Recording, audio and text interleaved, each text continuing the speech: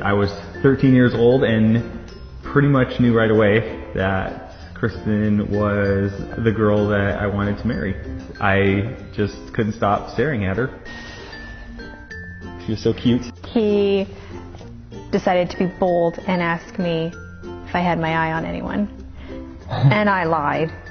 So he wouldn't know. Yeah, so I was like, oh man. And he basically bore his soul and was like, I like you. And I'm like, yeah, and then she said nothing. Like she put her head down on a pillow or something, and I was like, oh, I just ruined this. Our wedding day, I bawled like a baby. As soon as they closed the doors, before she even walked in, I was a wreck. I didn't bawl. I came down super excited. Yeah, you were smiling. It's like I had bubbles on my feet. You practically I wanted skipped. To run. I think having a family has always been pretty important to us. We named our kids before we even, had them. We had been married about 3 years, and we had decided that it was time that we were both ready to start our family that we had dreamt about and prayed about. We tried for a couple years and nothing was working, and so we made appointments and saw doctors and did tests. It basically wasn't going to happen for us. Basically, the doctor said it would take a miracle.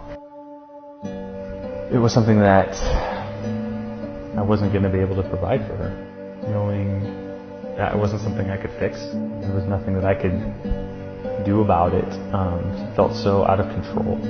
I think I'm going to marry someone I love, and I'm going to have kids, and it's going to be amazing. And finding out that we couldn't do that was heartbreaking. It's hard to summarize the journey that we've been on. For me, I kind of see it as 3 paths going alongside of each other. You had our path going down one way. You had God's path, and then had Landon's path. And all 3 of them were kind of going alongside of each other, but we couldn't see each other. It's like we hit this clearing, and it's like you kind of look over and you go, here you are.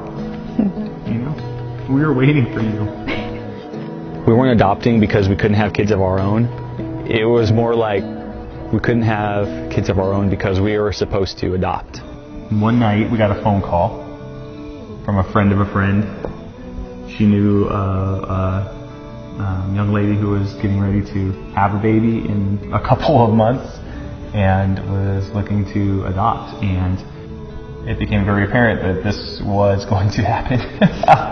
Couldn't believe that someone had chosen us, and we got to name him. Yep. The name that we had carried for years and years, and that was amazing. When I remember times getting to go with birth mom to the hospital and hearing his heartbeat, it was almost like it was starting ours again. We've been so blessed with Landon for these last 5 years. For the same time, knowing that we're not done, knowing that God's not done with us, knowing that He still has somebody out there for us, wanting to be able to make Landon a big brother. He's got such a tender heart, such a sweet spirit.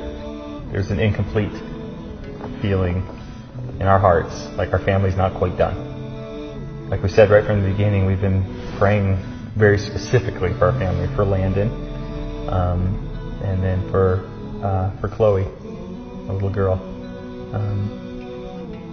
And feel like now is the time.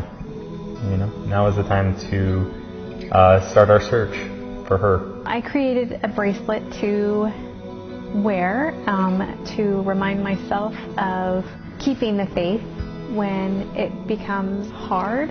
I put Landon's initial on it, and then I boldly chose an initial for Chloe. I have both of them on me with an arrow between them, just representing the search and the struggle and the journey, but altogether it's God's direction to find them. And that's what we want to do. And that's our ultimate goal with sharing our story, is to be able to say to people there is hope. You know, we didn't see it. You know, we were very lost, very hopeless. It doesn't mean that God wasn't there. We just couldn't see it. So to be able to look back on it now and see God in that makes all the difference. So don't give up.